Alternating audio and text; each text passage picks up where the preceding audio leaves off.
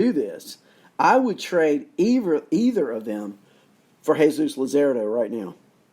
And I know Luzardo's a rookie, but I know he is a top-of-the-line rotation kind of guy who's going to be pitching in 2 weeks in the major leagues. And he's going to be incredible. If I'm a Votto owner, if you are a Votto owner, if you are a Ramirez owner, try to get Luzardo.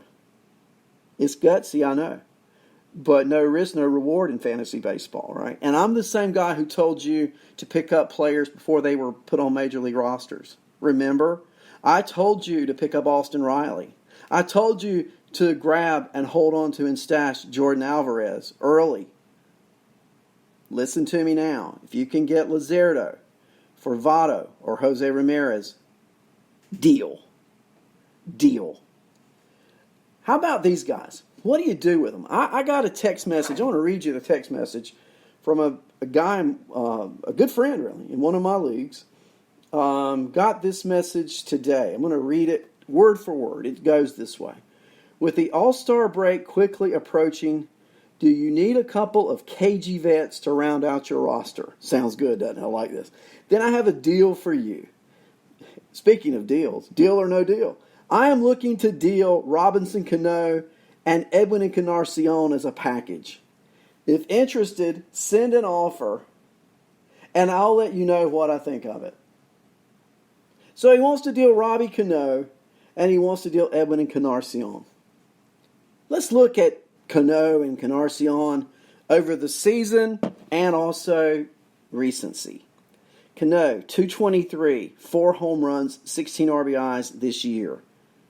Since June 20th, 1 for 17.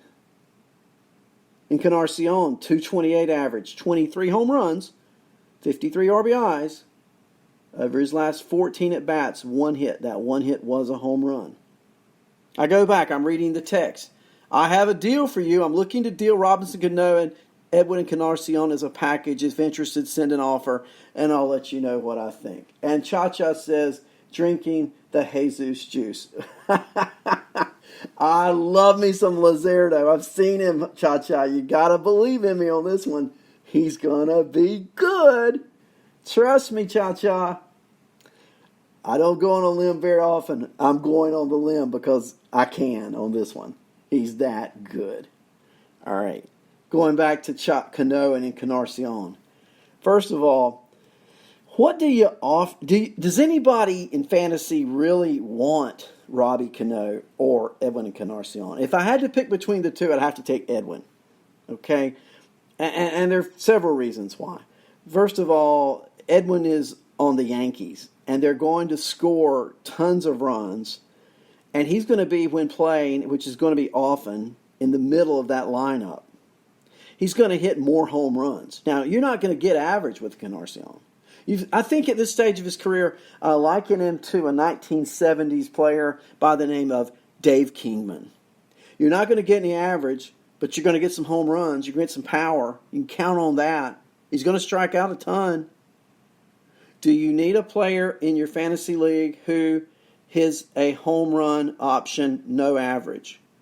If you have other players who hit for high average, you can take a flyer on Encarnacion because of the power. Cano's a different story. What does Cano bring to the table right now? Other than he's old. Okay, nothing. I don't want any part of Robbie Cano. Maybe a change of scenery will help him. I do know this.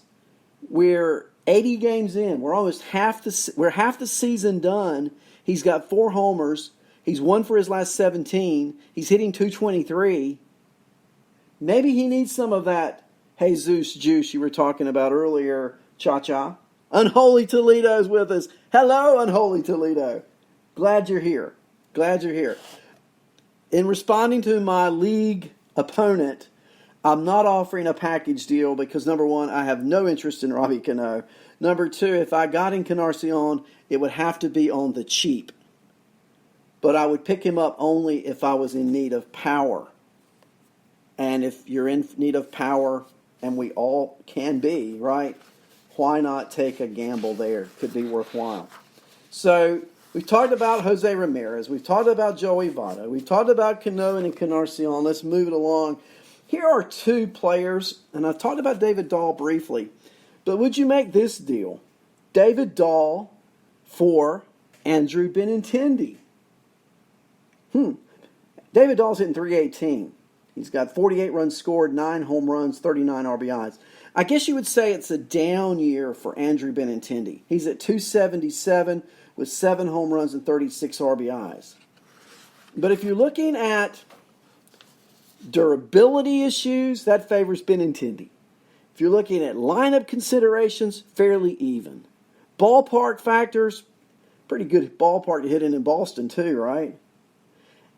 And the Rockies are going to be playing the Dodgers and the Padres and the Diamondbacks. Pretty good pitching. Benintendi's got a feast coming up soon. He's going to play a lot of Baltimore Oriole games. He has to be, because the Yankees, it seemed like that's all they played in April and May were the Orioles. Just throwing that out there. I like Benintendi. I think he's a sneaky trade. I think he can get better as the season goes on. I think as he plays these lesser opponents, maybe this is a good deal. I'm trying to give you something to think about. Talk to me in the chat room. Benintendi for David Dahl. Deal or no deal? How about pitching? Let's talk about two pitchers for a moment that, I don't know if the start of the year I'd have had this conversation. Coming into the year, a lot of question marks concerning Clayton Kershaw. Where would he be drafted? How far down would he fall on the draft rung? In 13 starts in 85 innings, Kershaw is 7-1. He has a 5-to-1 strikeout to walk ratio, 75-15. He has an ERA of 3.07 and a whip of 1.07. Another pitcher that probably wasn't drafted due to how horrendous a 2018 he had, Lucas Giolito. In 15 starts, Giolito has 91 innings pitched, a 2.87 ERA, an identical whip to Kershaw at 1.07. He struck out 111. He's walked 33, so just better than 3-1. And he's 10-2 record-wise. So here's the question. Performance, pedigree, whatever you want to base it on. Would you trade Giolito for Clayton Kershaw? If you're a Giolito owner, would you want that Dodger pitcher? Versus if you're Kershaw, would you like the upside of Giolito? And I think it could come down to two things, really. First of all, are you a player who likes to get wins?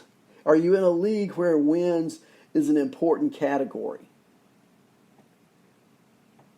If you are,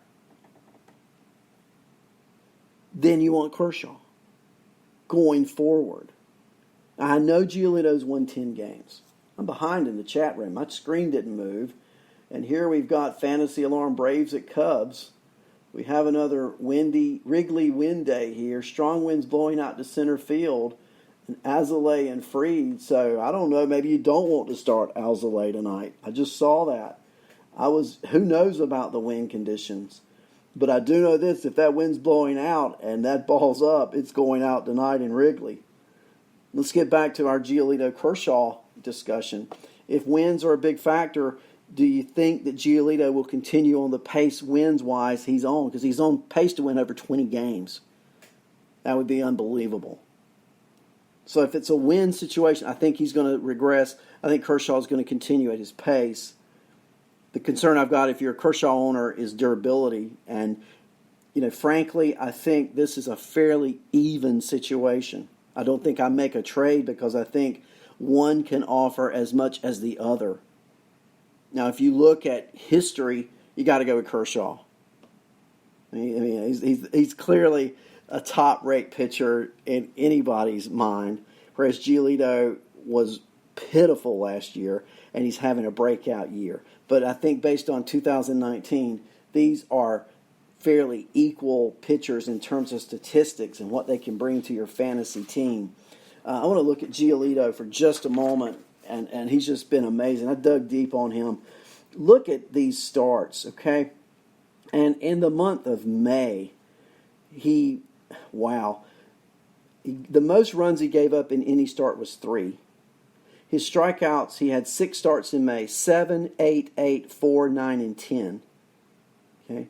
You look at his strikeouts in the month of June, he's had 5 starts, 9, 11, 6, 9, and 7. He's a strikeout pitcher. His ERA on, here you go, May 18th was 3.35. His ERA on May 28th was 2.85. And his ERA today is 2.87. My point being, Giolito has been a model of consistency throughout the season. Wow. Kershaw, on the other hand, when you look at Kershaw's numbers, he has also been consistent. He has gone 6 innings, more almost every outing. So, again, I think these guys would be an equal trade. It's just a matter of what your fantasy team, what your needs might be. Okay? Now, I want to spend just a moment talking about 2 hot hitters, and then I want to talk about 2 cold hitters. And all of these guys, let's see, all of these guys may be on the waiver wires. So my 2 hot hitters. How about Jackie Bradley for the Boston Red Sox? I was talking with my brother a couple Sundays ago. We were talking about adding players. Our league, we add on Sundays, or you get more. We're in a league where we get a certain amount of pickups per week. They run out on Sunday, and your week starts over playing a new opponent on Sunday. Anyway, talking about adding players. And I said, I'd go add Jackie Bradley. Why? Here's why. His first 38 games this year. I've dug deep today. I told you it's a little different angle than my morning show. You got to do something different, right, Chappie? The first 38 games this year, Jackie Bradley Jr.'s OPS .421. Okay, translated, he stunk. Okay, he absolutely was bad. He hit under 200 the first 38 games of the year. The Red Sox stuck with him. His last 33 games, a 1.034 OPS. And I'm going to give you a point of reference here. On June the 4th, Jackie Bradley went 0 for 4 against Kansas City, and his average was 186. Since then, his average has gone up to 218. So his average has gone up 32 points from their 60th game to their 80th game. What's he done lately? Well, I'm glad you asked. Because on June 21st, he went 1 for 5. On the 22nd, 2 for 4. On the 23rd, 1 for 3. On the 24th, 1 for 2. He's hitting the ball in the month of June. Is there any correlation, you think, between Jackie Bradley warming up and the weather warming up? We talk about that a lot. We also know Jackie Bradley is a streaky hitter. He's on a good offensive team. He's hot. If he's available in your league, deal and go get him. Here's another hot hitter I want to talk about. And, a few weeks ago, nobody, well, maybe Phil Chaplin, but other than Phil Chaplin, both of us, how about that? We were big proponents of Kevin Cron of the Arizona Diamondbacks. He was leading the AAA in home runs.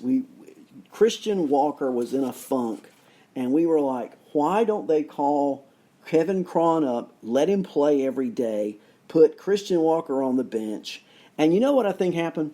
I think Christian Walker was listening to my broadcast. I really do. I look at the statistics. I see a lot of people listen to this show, and it's awesome, and thank you. And thank you for being in the chat room.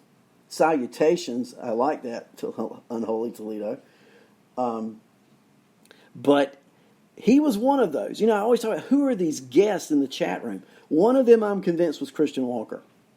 He wanted to come in incognito. Yeah, he did a good job.